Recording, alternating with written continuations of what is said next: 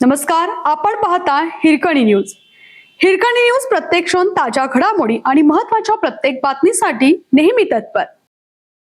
सांगली बाजार समितीचे त्रिभाजन, सांगली, जत आणि कवठे महांकाळ स्वतंत्र. सांगली जिल्ह्यातील कृषी उत्पन्न बाजार व्यवस्थेत मोठा बदल झाला आहे. सांगली कृषी उत्पन्न बाजार समितीचे त्रिभाजन करत 3 स्वतंत्र बाजार समित्या स्थापन करण्याचा निर्णय शासनाने घेतला आहे. या निर्णयामुळे गेल्या अनेक वर्षापासूनची मागणी अखेर पूर्ण झाली आहे.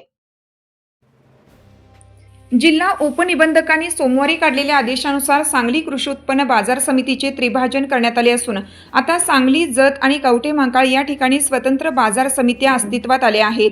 या निर्णयानुसार विद्यमान संचालक मंडळ बरखास्त करण्यात आले असून तिन्ही बाजार समित्यांवर प्रशासकांची नियुक्ती करण्यात आली आहे. सांगलीसाठी सुनील चव्हाण यांची अध्यक्ष म्हणून नियुक्ती करण्यात आली असून बिपिन मोहिते सदस्य म्हणून काम पाहणार आहेत. तर कवठे महांकाळसाठी अनुष्का देशमुख आणि जतसाठी चेतन जावीर यांच्याकडे प्रशासकीय जबाबदारी सोपवण्यात आली आहे. पूर्वी या बाजार समितीच्या कार्यक्षेत्रात मिरज, जत आणि कवठे महांकाळ या 3 तालुक्यांचा समावेश होता.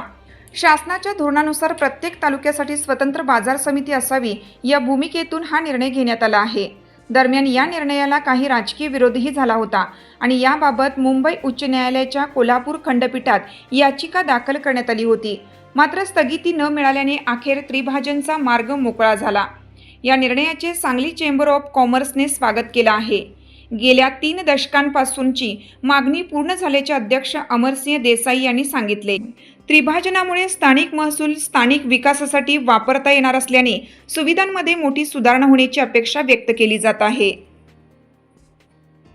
आपल्या हिरकणी न्यूज चॅनलला लाईक करा, शेअर करा आणि सबस्क्राईब करायला विसरू नका आणि रहा अपडेट.